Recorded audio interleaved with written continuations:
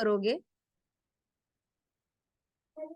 सो आप अगर और ज्यादा इंद्र देवता को और प्रोवोक करोगे तो इंद्र देवता क्या करेगा, फिर अलग अलग आश्रमों का मजाक उड़ाने लग जाएगा।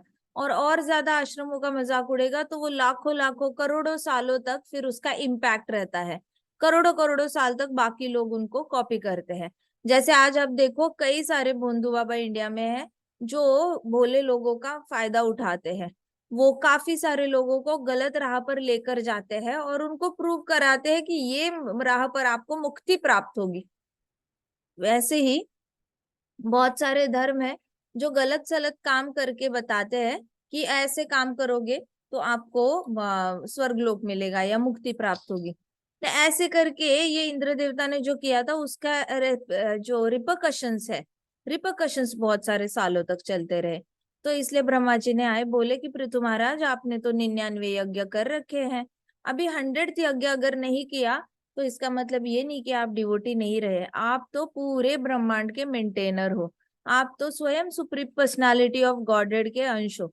और आप इतने ज्यादा ये हो महान हो कि आप सत्वगुण रजोगुण तमोगुण के भी परे हो।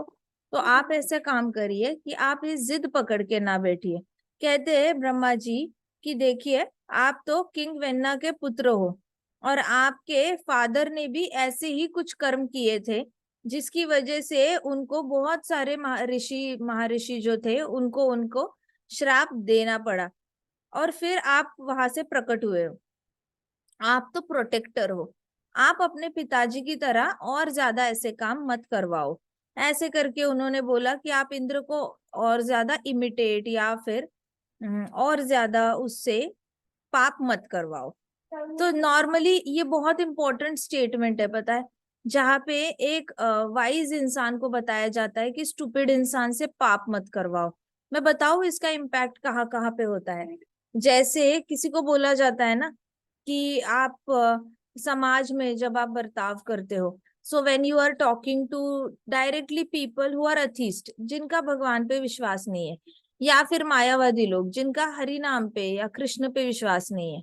अब होता क्या है ना, जब आप गौज नहीं कर पाते किसी को, जब आप उसका किस मनस्थिति में है वो और वो क्या सोचता है भगवान के बारे में, जब आप इसका अंदाजा नहीं लगा पाते, तो नॉर्मली होता क्या है, आप कृष्ण के बारे में बोलते रहते हो और सामने वाला अपने ही मन में मजाक उड़ाता रहता है, कभी कभी पीछे जाके मजाक उड़ाता है।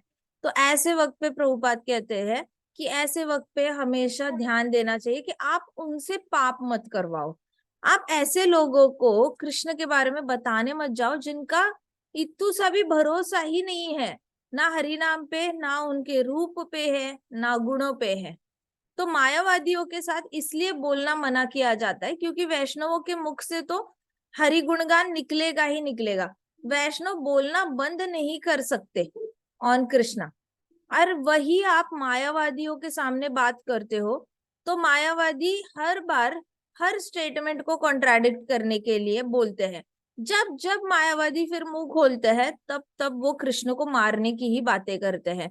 नहीं, एग्जिस्ट ही नहीं करते, नहीं वो तो माया का रूप है, नहीं वो तो इंसान है, उनकी तो मृत्यु भी हो गई थी, नहीं शायद आप वेल इन्फॉर्म्ड नहीं हो। ऐसे करके अलग अलग करके वो बोलेंगे नहीं वो तो शक्ति आती है ऊपर से, इंसान का रूप लेती है, क्योंकि बुद्धू लोग जो होते हैं वो भगवान को देखे बिना विश्वास नहीं रखते। इंटेलिजेंट लोग होते हैं वो भगवान को बिना देखे भी उनको रूप की जरूरत नहीं होती। इंटेलिजेंट लोग भगवान को महसूस करते हैं और बुद्धू लोग होते हैं, थोड़े से कम इंटेलिजेंट लोग होते हैं, उनको तो भगवान को 2 हैंडेड रूप लेकर आना पड़ता है दिखाने के लिए कि देखो मैं एग्जिस्ट करता हूँ। और फिर वो ऐसे करके मायावी अपनी माया यूज करता है, माया की शक्ति यूज करता है और माया को रूप लेकर आते हैं ताकि लोगों को जो चीटर्स है या जो सीरियस नहीं है उनको वो एक जगह पर स्थित करे और फिर अगले जन्म में ये लोग जाकर ये बनेंगे, हम भगवान को बिना देखे भी महसूस कर पाएंगे। तो ऐसा उल्टा पुल्टा इतना सारा बोलते हैं ना ये लोग। तो फिर प्रभुपाद कहते थे कि आप उकसा रहे हो ना उसको बोलने के लिए। जैसे अभी पृथु महाराज इंद्र को रोक रोक कर उसको उकसा रहे थे अब ऐसे करके आएगा, घोड़ा चोरी करो, वैसे करके पकड़ो वापस, वो घोड़ा चोरी करेगा, पकड़ो वापस। उसने तो माननी नहीं है बात, वो तो जिद पकड़ के बैठा है, तो एक वाइज इंसान ही बैकआउट करेगा ना। तो वैसे वैसे ही वैष्णव में और मायावादी में हो जाता है कि जो भी मायावादी मतलब कोई भी वो इंसान जो भगवान के निराकार रूप को ये मानता है, भगवान मानता है डायरेक्टली। और दूसरे होते हैं नास्तिक लोग होते हैं, जो नास्तिक लोग बिल्कुल भी भगवान पे विश्वास नहीं करते, और अब भगवान के बारे में कुछ बोलने जाओगे तो उनपे ऐसे बकवास से गाने बना देंगे या बिल्कुल ही उनको नीचा दिखा देंगे। तो उनको उकसाने वाले भी कभी कभी हम बन जाते हैं। तो save your words, alright. Saving करो, अपने शब्दों की सेविंग करो। जहां जहां शब्दों को आपके रिस्पॉन्स मिलेगा वहीं पे शब्द यूज करो, जहां पे रिस्पॉन्स नहीं मिलता वहां पे शब्द यूज नहीं करने हैं। नॉर्मली लोग क्या करते हैं, उनको लगता है मेरी बात सुननी चाहिए, मेरी बात सुननी चाहिए, मैं कृष्णा कॉन्शियसनेस में हूँ, मेरी बात सुननी चाहिए। इस चक्कर में होता क्या है, एनी टॉम डिक हैरी से बात करेंगे और उससे उसको देने की कोशिश करेंगे, बट आपको क्वालिफिकेशन देखनी पड़ती है। एंड देन तो हमने, जैसे ब्रह्मा जी बोल रहे हैं कि आप अपनी तरफ से ये सारा पाप मत करो इंद्र को उकसाकर, वैसे हमने अपनी तरफ से नाम अपराध नहीं करना होता ऐसे लोगों को उकसाकर जो कृष्ण के खिलाफ कुछ ना कुछ गलत बोल देंगे, तो उनके पाप के लिए हम जिम्मेदार होते हैं। हमारा कुछ बुरा तो होता नहीं है, लेकिन उनका पाप बढ़ाने में हमारी कंट्रीब्यूशन हो जाती है। तो that is a very wrong thing. इसका रिजल्ट ऐसा कुछ नहीं है कि हमारे कुछ बैड रिजल्ट आएगा, ऐसा नहीं है कि हमें कृष्णा नर्क भेजेंगे, बट बुरा तो लगेगा ना कि हमारे सुप्रीम फादर को हमारी वजह से कोई बुरा बोल रहा है। फिर वैसी वाली बुरी बात हो जाती है कि आप दूसरे के पाप कर्म बढ़ाते हो, है ना। तो दूसरों के पाप कर्म, दूसरा एग्जाम्पल है जहाँ पे नल कुबेर की तरह, नल कुबेर कपड़े नहीं पहनते थे ना, आधे कपड़े पहने थे उन्होंने। तो आजकल कलयुग में लोग कपड़े नहीं पहनते, थोड़े थोड़े ही कपड़े पहनते हैं कभी कभी। बड़ी बड़ी सिटीज में ऐसे होता है, फिर भी 70% इंडिया तो फिर भी थोड़ा सा ढका हुआ है, 30% इंडिया बहुत डेवलप्ड है। तो इसलिए क्या होता है कि ये लोग जो होते हैं वो उकसाते हैं, बहुत सारे लोगों को पाप करने की प्रवृत्ति उनके अंदर बढ़ जाती है। और पाप करने की प्रवृत्ति हमने बढ़ानी नहीं है, क्योंकि जो कम कपड़े पहन रहे हैं वो वैसे भी अगले जन्म में जाके उन्होंने पेड़ बनना है। लेकिन जो जिनके अंदर क्रिमिनल ये होती है, भावना होती है, पाप करने की भावना होती है, फिर वो आकर कभी कभी डेथ देने की, खून करने के चांसेस होते हैं। तो ऐसे वाले इनविटेशन नहीं देना है किसी भी तरीके तकलीफ को। तो हमने कारण नहीं बनना है किसी के पाप करने के लिए, इसलिए कहा जाता है। इसलिए मैं उस दिन भी बता रही थी माताओं को कि कोई भी छोट लड़कियां है, ये सारी जो भी माता के रूप में है, तो they should avoid talking to brahmacharis. क्यों? क्योंकि फिर गर्ल और वुमन कैन बिकम रिस्पॉन्सिबल, कि उनके मन में अगर पाप आता है तो उसके लिए कौन रिस्पॉन्सिबल हो जाता है? एक वाइज इंसान, एक डिवोटी हो जाता है। सो अवॉइड करना चाहिए जितना हो सकता है खुद के डाउट्स, बाकी सेम जेंडर से सॉल्व करो। प्रभु जी शुड सॉल्व फ्रॉम प्रभु जी, माता जी शुड सॉल्व फ्रॉम माता जी।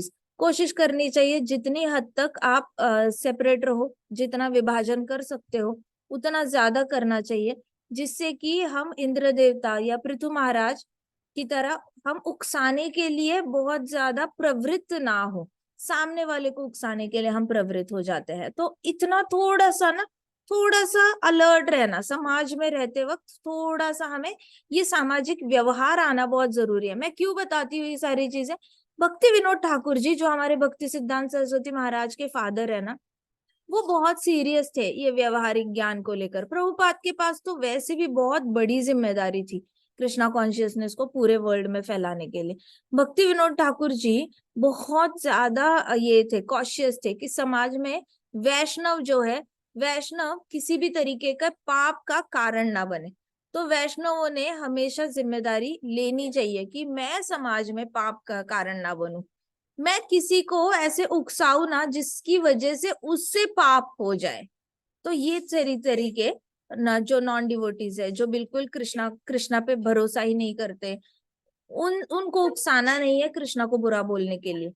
फिर मायावादी है, वो विश्वास नहीं करते, आध्यात्मिकता में ही है लेकिन विश्वास नहीं करते। ऐसे आध्यात्मिक लोग होते हैं, उनको उकसाना नहीं है कृष्णा को बुरा बोलने के लिए। तीसरी बात, मटीरियलिस्टिक लोग हैं जिनके अंदर पाप करने की प्रवृत्ति होती है, उनकी पाप करने की प्रवृत्ति को उकसाना नहीं है। चौथी बात, डिवोटीज होते हैं जो बहुत शुद्ध आश्रम में है, वो अपने आप को साफ करने की दिन रात कोशिश कर रहे हैं, जाप करके, इतना ज्यादा उनको मेहनत लगता है, कंटिन्यूस शास्त्र पठन करना पड़ता है, कंटिन्यूस जाप करना पड़ता है, और सिर्फ प्रसादम खाना पड़ता है मंदिर में बना हुआ। तो वो अगर किसी लेडी के हाथ का बना हुआ भी खाते हैं तो भी चांसेस होते हैं कि उनकी भक्ति में थोड़ी सी बाधा आ सकती है। तो कोशिश करनी चाहिए जितना हम उनकी भक्ति में वृद्धि कैसे डाल सकते हैं, डिस्टेंस मेंटेन करके। हम ज्यादा कुछ कर नहीं सकते, हम उनको जाकर भगवद गीता नहीं पढ़ा सकते ब्रह्मचारियों को, या उनको दो चार अच्छे शब्द नहीं सुना सकते, लेकिन एग्जिस्टेंस में जानो कि हमारी आत्मा, हम जो है उसने, हमने कौन सा शरीर अपनाया है, अब उस शरीर का धर्म जो है वो निभाओ।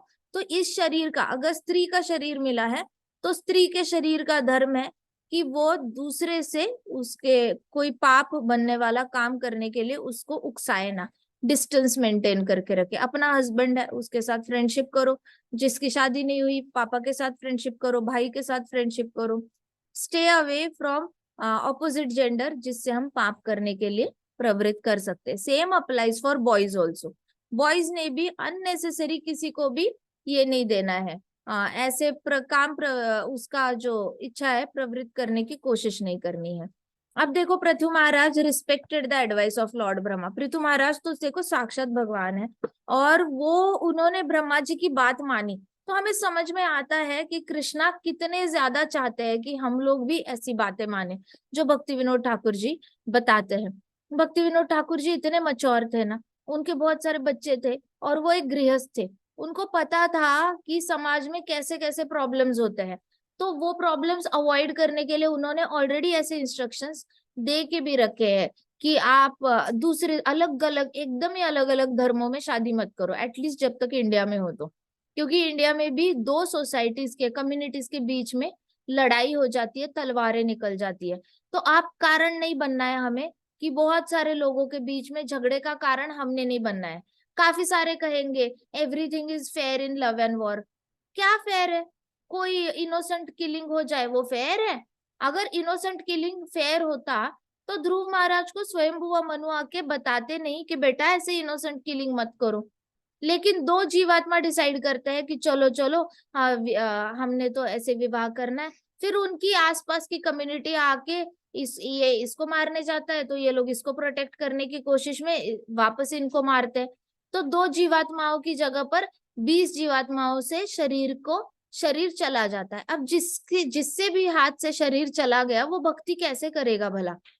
वो भगवान की शरण कैसे जाएगा? वो हरि नाम कैसे सुनेगा और अपना उद्धार कैसे करेगा? वो तो तड़पेगा, भूत बनकर तड़पेगा।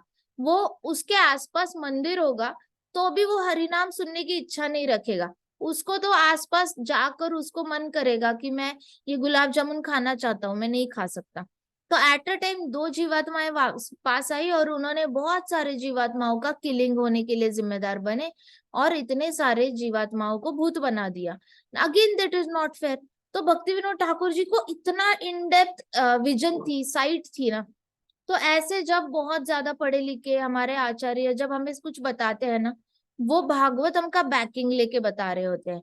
तो भागवतम में पृथु महाराज ने भी समाज को बचाने के लिए कि आगे जाके सामाजिक बाउंड्रीज जो है उसका उल्लंघन ना हो, संन्यास आश्रम को ऑलरेडी बदनाम कर चुका है इंद्र, अब बाकी आश्रम बदनाम ना हो, इसलिए पृथु महाराज ने ब्रह्मा जी की एडवाइस मान ली। उन्होंने अबंडन किया अपना एंगर। देखो, ही अबंडन्ड हिज एंगर। अगर किसी चीज को छोड़ना है ना जिंदगी में तो सिर्फ गुस्से को त्याग दो, बहुत सारी प्रॉब्लम आपकी सॉल्व हो जाएगी। जिसको गुस्सा बहुत आता है ना वो अपना सबसे पहले नुकसान करता है, दूसरे का तो कभी कभी होता भी नहीं। दूसरे को उसके गुस्से से 1% भी फर्क नहीं पड़ता, लेकिन जिसको गुस्सा आ रहा है ना उसका सबसे ज्यादा नुकसान होता है। तो पृथु महाराज ने इमीडिएटली अबंडन कर दिया। तो हमारे महाराज एग्जाम्पल देते थे कि एक ऐसी ईगल होती है, अब वो ईगल ना मुंह में सांप लेकर जा रही होती है, तो सांप लेकर जा रही होती है तो उसके पीछे बहुत सारे ईगल्स आते हैं, उनको भी सांप खाना है उसके मुंह में। तो बहुत सारे ईगल उसके पीछे उड़ने लगते हैं, उड़ने लगते हैं। वो भी बहुत जोर जोर से उड़ने लग जाती है, फास्ट करने की कोशिश करती है। लेकिन इतने सारे ईगल्स ने उसका पीछा करना, क्योंकि सबको वो सांप खाना है। तो वो ईगल क्या करती है ना, अरे इतने सारे लोग हैं, अब पकड़म पकड़ाई में मैं तो अपने आप को नहीं बचा सकती। तो वो क्या करती है, बस ऐसे करके ड्रॉप कर देती है, सांप को नीचे छोड़ देती है। अब सारे पीछे जो 10-12 ईगल उसके पीछे होते हैं ना, वो ऐसे डाइव करते हैं, नीचे जाते हैं, और उसमें से एक ईगल सांप को पकड़ लेता है। तो ईगल की आदत होती है, शिकार पकड़ के जाता है तो नॉर्मली अपने नेस्ट में जाके खाने की आदत होती है, वहां पे पिल्ले होंगे, बच्चे होंगे, उनको देना होगा। तो बाकी दूसरा, और वो ईगल फ्री हो गई। तो महाराज कहते थे, देखो उसको कितना अच्छा लगा होगा, जैसे ही स्नेक ड्रॉप कर दिया, उसको ऐसे चैन की सांस आई होगी। इतने सारे तो पीछे पड़े थे, इतने सारे ईगल्स नुकसान भी कर देते, उसके पंख को ये कर देते, थोड़ा बहुत फेदर्स को हर्ट कर देते। लेकिन अभी तो हर्ट नहीं कर सकते, क्योंकि उसने तो जो उसके पास शिकार था उसी को ड्रॉप कर दिया। वैसे एंगर को ड्रॉप करने से ना दिल में बहुत सुकून आ जाता है, इतना ज्यादा मन शांत हो जाता है। दूसरे के प्रति ईर्ष्या चली जाती है, मन शांत हो जाता है। दूसरे के प्रति जलन चली जाती है तो भी मन शांत हो जाता है। और किसी के प्रति बहुत गुस्सा आ रहा हो, ऐसे लगता है जैसे हृदय में अग्नि दहक रही हो, और वो अगर एक बार चला जाए, इतनी शांति आ जाती है कि ऐसी शांति की स्टेट में फिर आप तो अर्जुन जैसी एकाग्रता पा लेते हो। और अर्जुन जैसी एकाग्रता अगर आ गई तो कोई भी लड़ाई मुश्किल नहीं है।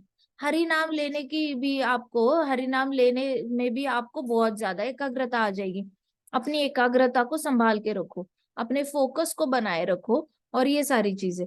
तो पृथु महाराज ने अपना गुस्सा त्याग दिया, और उन्होंने डिसाइड किया कि मैं अभी यज्ञ खत्म कर देता हूँ, 99 यज्ञ हो गए हैं, वैसे भी मुझे कोई स्वर्गलोक की लालच है नहीं, मुझे स्वर्गलोक चाहिए ही नहीं। तो उन्होंने यज्ञ त्याग दिया। He made peace with king Indra, Indra देवता के साथ शांति का प्रस्ताव हो गया, इंद्र देवता के साथ अननेसेसरी लड़ाई नहीं की। इसलिए मैं कहती हूँ हमेशा, choose your own battles, it is okay. छोटे छोटे बैटल्स आप जब हारते हो ना, तो एक बड़ी लड़ाई जीत रहे होते हो, बहुत बड़ी। छोटी छोटी लड़ाइयों को त्याग देना चाहिए, छोटी छोटी लड़ाइयों में अपना मन को एकाग्र करना, उसमें अपनी एनर्जी डालना इज नेवर वर्थ इट। मतलब वैल्यू ही नहीं है उस चीज की। ये तो ऐसे हो गया, यहाँ पे डायमंड्स की खान है, और आप किसी कांच के टुकड़े को डायमंड समझकर उस पे नजर गड़ाए हो कि काश मुझे ये डायमंड मिल जाए, काश, अरे वो डायमंड है ही नहीं, वो तो कांच का टुकड़ा है। वैसे छोटी छोटी लड़ाइयाँ होती है ना, उसको त्याग देना चाहिए। छोटी छोटी लड़ाइयाँ त्याग कर बहुत बड़ी लड़ाई हम जिंदगी की जीतते हैं। कौन सी लड़ाई होती है? वापस गोलोक जाने की। हम इस ब्रह्मांड के सागर में, ये जो ओशन है ना, इसमें फंस चुके हैं बुरी तरह। हर छोटी इंद्रिय तृप्ति हमें अंदर खींचती रहती है इस ब्रह्मांड में। तो हमारी लड़ाई तो इंद्रिय तृप्ति के खिलाफ है, हमारी लड़ाई तो इस ब्रह्मांड में रहने के ही खिलाफ है। हमें तो रहना ही नहीं है यहाँ पे। अगर रहना ही नहीं है यहाँ पे, तो यहाँ के छोटे छोटे झगड़ों में क्यों अपनी एनर्जी वेस्ट करना, हमने तो चले जाना है। तो महाराज बहुत अच्छे से कहते थे कि महाराज बार बार ऐसे डिसाइपल से रिपीट करवाते थे, कहते थे कि I am going to die, I am going to die, I am going to die. इतना याद रखो, I am going to die anyways, I am going to die anyways, I am going to die anyways. तो ऐसे जब बोलते हो ना, तो आपको सारे ही झगड़े तुच्छ लगने लग जाते हैं। तो ऐसे छोटे छोटे झगड़ों को तुच्छ समझकर त्याग देना चाहिए, और जिससे कि हमारी मेन लड़ाई है इस ब्रह्मांड में, रजोगुण सत्वगुण तमोगुण के खिलाफ, वो जीत कर उसके ऊपर विजय प्राप्त करके हम एक दिन क्यों ना हो शुद्ध हरि नाम ले और अपने कृष्णा के घर पे चले जाए। वो हमारा ओरिजिनल घर है। यहाँ पे ये सारे घर ओरिजिनल तो है भी नहीं। तो इसलिए पृथु महाराज ने क्या किया, इंद्र देवता के साथ छोटी लड़ाई को त्याग दिया, ताकि बड़ी लड़ाई जीत जाए। पृथु महाराज की बड़ी लड़ाई किसके खिलाफ थी? बड़ी लड़ाई तो यही थी कि सारे सिटीजन्स जो है अच्छे से गृहस्थ आश्रम में भी ठीक से करे, वानप्रस्थ भी ठीक से करे, सन्यास ब्रह्मचारी आश्रम, क्षत्रिय ब्राह्मण वैश्य शूद्र, सब अपने वर्णाश्रम धर्म को पकड़ के एक बहुत ही ऐसे शांतिमय जीवन जिए। ये उनका मेन मकसद था। और सिर्फ जब तक वो है उस वक्त तक नहीं, आगे आने वाले बहुत सारे सालों तक, millions and millions of years तक उनका इम्पैक्ट बना रहे अच्छे से, ये उनका रियल लड़ाई थी। अब वो अगर जीतनी है तो ये छोटा सा तो एक यज्ञ तो गिव अप कर ही सकते हैं। तो उन्होंने इंद्र देवता के साथ अननेसेसरी लड़ाई बढ़ाई नहीं फिर। नाउ डेमीगॉड्स बहुत ज्यादा खुश हो गए पृथु महाराज से। क्यों? क्योंकि डेमीगॉड्स के तो देवता ही कौन है, राजा कौन है, इंद्र देवता है। तो डेमीगॉड्स के राजा अगर इंद्र देवता है तो किसी को भी अपना राजा हारा हुआ पसंद नहीं आता। जब उन्होंने देखा पृथु महाराज ने हमारे राजा को छोड़ दिया तो उनको बहुत खुशी हुई। वो इतने ज्यादा ग्रेटफुल फील करे, उनको इतना अच्छा लगा कि एक बड़ी से बड़ी लड़ाई होने से बच गई। और फिर उन्होंने पृथु महाराज की बहुत ज्यादा गुणगान गाने लग गए। Lord Brahma blessed Prithu Maharaj to become more famous than king Indra. फिर ब्रह्मा जी, देखो पिताजी की बात मानते हैं ना, तो पिताजी बहुत प्रसन्न होते हैं और आपको कुछ ना कुछ पक्का देते हैं। उस मोमेंट पे ना दे, 1 साल बाद ना दे, 2 साल बाद ना दे, 40 साल बाद दे देंगे, 50 साल बाद दे देंगे, लेकिन प्रसन्न जो पिताजी प्रसन्न होते हैं वो कुछ ना कुछ बच्चे को गिफ्ट पक्का देते हैं। जैसे ब्रह्मा जी ने उनको वरदान दिया कि आप किंग इंद्र से भी ज्यादा फेमस हो जाओगे। तो आज पृथु महाराज की कथा, ऐसा कोई एरिया नहीं है अर्थ पे जहाँ पे पृथु महाराज की कथा होती नहीं है। इतने सारे सारी कंट्रीज में जहां जहां पे हरि नाम लिया जाता है, जहां जहां भागवतम पढ़ा जाता है, हर जगह पृथु महाराज की कथा बोली जाती है। शिव जी भी पृथु महाराज की कथा बोलते हैं। वो तो भागवत कथा करते हैं, उसमें पृथु महाराज की कथा आती आती है। जो जो या भागवतम कथा करता है, पृथु महाराज की कथा उसमें आती ही आती है। इतना ज्यादा फेम उनको मिल गया। और कहते हैं कि ब्रह्मा जी ने बोला जो इंद्र देवता को 100 यज्ञ करके मिलने वाला था पृथु महाराज, उतना ही फेम आपको 99 यज्ञ करके मिलेगा। आपको कोई भी हारा हुआ नहीं समझेगा।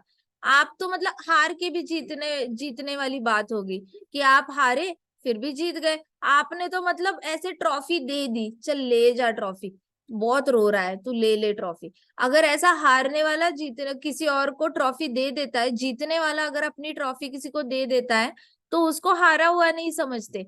उसको कहते हैं कि जीतने के भी परे जाकर वो महान बन गया। पहले तो सिर्फ विनर बनता, अभी तो वो ग्रेट लेजेंड बन गया, ऐसे कहा जाता है। तो ब्रह्मा जी ने कहा कि आपका तो महिमा सारे लोकों में गाई जाएगी अनंत अनंत सालों तक। तो Prithu Maharaj rewarded the Brahmanas who attended the yajna and they also heartily blessed the king. फिर पृथु महाराज ने सारे ब्राह्मणों को गोदान किया, लक्ष्मी दान किया, अन्न दान किया, वस्त्र दान किया, सारे दान करके ब्राह्मणों का बहुत आदर सत्कार से उनको ये किया, फेलिसिटेट किया। अब जितने भी सेजेस थे, ब्राह्मण थे, उन्होंने कहा कि O mighty king, you have invited us all to attend the yajna regardless of our birth or class. So many different living entities from different planets have arranged your yajna, and all of us are completely satisfied by your kind affection and charity. कहते हैं आपने अलग अलग सारे तीनों लोकों में अलग अलग प्लैनेट से ये सबको बुलाया था। आज इंडिया में अगर कोई कॉन्क्लेव होता है तो अलग अलग स्टेट से लोगों को बुलाया जाता है और उसको बहुत इंपॉर्टेंस दी जाती है। कभी कभी इंटरनेशनल कॉन्क्लेव्स होते हैं, अलग अलग कंट्री से बुलाया जाता है। यहाँ पे अलग अलग प्लैनेट से ऋषि मुनियों को बुलाया गया था। तो कहते कि आपने हमें अलग अलग प्लैनेट से बुलाया है और हमारा जन्म भी नहीं देखा कि हम कित गरीब घर से है या बहुत रिच घर से है। आपने हमारा क्लास भी नहीं देखा, ब्राह्मणों में भी कुछ कुछ क्लास होता है। तो कहते कि ना आपने हमारा जन्म देखा ना क्लास देखा, आपने सीधे हमें इनवाइट कर लिया। इतनी सारी जीवात्माएं हैं, आपने हम सबको काबिल समझा इस यज्ञ में पार्टिसिपेट करने के लिए। इसकी वजह से हम बहुत ज्यादा संतुष्ट है। आपने जो चैरिटी दी, अफेक्शन दिखाया, प्यार दिखाया, उससे तो है ही, लेकिन उससे भी ज्यादा हमारे अंदर जो ग्रेटफुलनेस है, संतुष्टि है, वो इसलिए है कि आपने हमें बुलाने के लायक तो समझा। देखो ये होता है ग्रेटिट्यूड। शादी में बुलाओ आप लोगों को, शादी में आए हुए लोग नाराज होके चले जाएंगे कि अरे हम इनकी शादी में गए, इन्होंने तो हमें खाना तक नहीं पूछा। खाना पूछा लेकिन एक बार आए, पूछ के चले गए, दूसरी बार आए भी नहीं परोसने के लिए। ऐसे नाराज होके, अरे आपको इनवाइट किया है शादी में, ग्रेटफुल फील करो। ग्रेटिट्यूड तो किसी तरीके का नहीं होता। जैसे कुछ बच्चे होते हैं, ठीक है, मुझे कुछ बच्चे पता है, उनका 10th स्टैंडर्ड में मैथ्स में मार्क्स कम आया था। अभी जो मार्क्स आए हैं उसकी खुशी का आनंद, उसका रस लेने की बजाय जो मार्क्स नहीं आए उसके लिए वो बच्चे रो रहे थे, इतना ज्यादा रो रहे थे, दहाड़े मार मार के रो रहे थे। अब आपके पास अभी क्या हुआ, वही बच्चा जो था, वो जो 10th में बहुत रोया था, कम मार्क्स आ गए, कम मार्क्स आ गए, ऐसा नहीं कि उसके एडमिशन के लाले पड़ गए थे, एडमिशन तो फिर भी मिलनी ही थी, बस क्लास में रैंक ऊपर नीचे हो गया था। अब वो बच्चा इतना रोने लग गया, इतना रोने लग गया, और उसको लगा जिंदगी खत्म हो गई, मैंने इतनी मेहनत की थी, मेरे पास नंबर नहीं आए। अब वही चीज क्या हो गई, उसके अंदर ग्रेटिट्यूड नहीं था ना, संतुष्टि नहीं थी ना।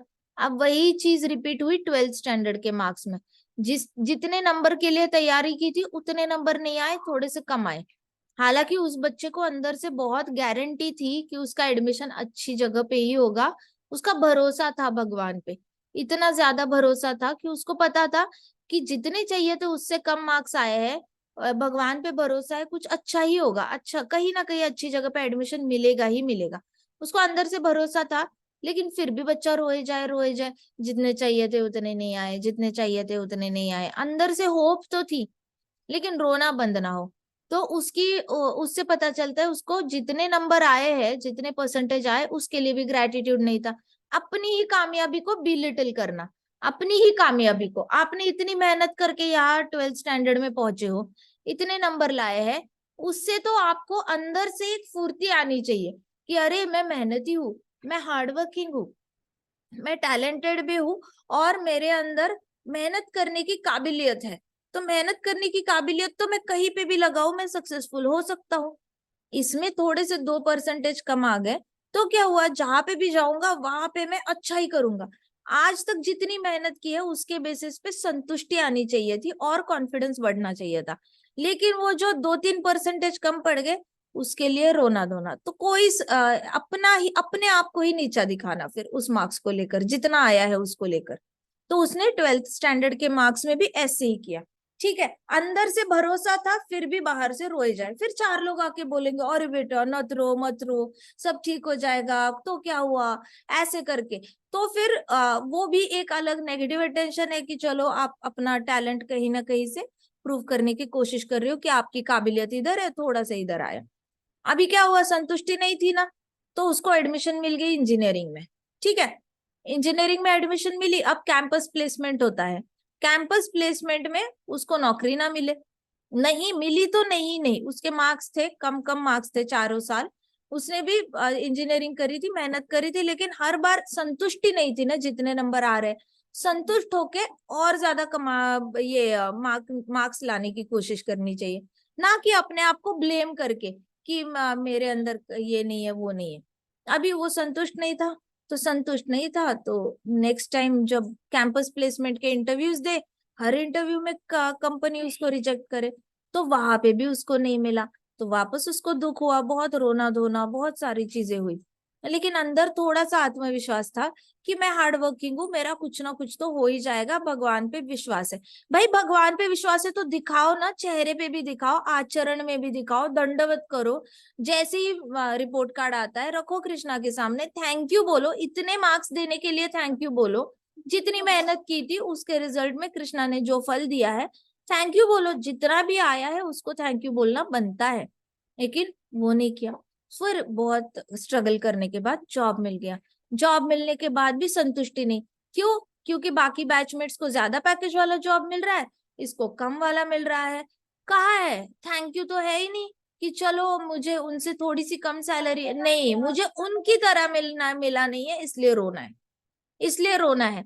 तो जॉब मिलने के बाद भी रोने में ही 6 महीने निकाले कि क्या फायदा है, ऐसी जॉब है वैसी जॉब है, कम है, कुछ नहीं, उसमें कोई मजा नहीं है, वो अमेरिका चला गया है, वो इधर चला गया, उसे चला गया, कुछ भी नहीं, कोई थैंकफुलनेस ही नहीं। ये नहीं कि भाई जितनी भी सैलरी आ रही है उसमें से एक हिस्सा 10% निकालो, जाओ मंदिर में दान करके आ जाओ, और 10% निकालो, जाओ किसी अनाथ आश्रम में, जाओ बच्चों का भला करो, टाइम स्पेंड करो अनाथ आश्रम वालों के साथ, किसी ओल्ड एज होम में जाओ, जाओ टाइम स्पेंड करो, बैचलर हो, करना क्या है सैटरडे संडे को, अच्छे काम में अपना सारा टाइम व्यतीत करो। नहीं, रोना धोना, कंपनी को बुरा बोलना अपने, तो उसको क्या हुआ, फिर रिसेशन आया, कंपनी ने उसको निकाल दिया। अब वैसे भी पहले से थैंकफुलनेस नहीं थी, कंपनी ने निकाला तो वापस रोना धोना, मेरी लाइफ ही खराब है, ये वो, ये होता है लोगों के साथ। तो हमें भागवतम से सीखना है कि ये ऋषि मुनि इतने बड़े यज्ञ में गए हैं, उनको क्या मिला, उससे ज्यादा खुशी तो ये है कि हमें इनवाइट तो किया, हमें काबिल तो समझा इनवाइट करने के। वैसे कृष्णा के पास जाना है, थैंक यू कृष्णा, काबिल तो समझा 10th स्टैंडर्ड तक लाने के लिए, थैंक यू कृष्णा, काबिल तो समझा 12th तक लाने के लिए, थैंक यू कृष्णा, इंजीनियर बनने के काबिल तो समझा आपने, आपने मुझे इंजीनियर बनाया।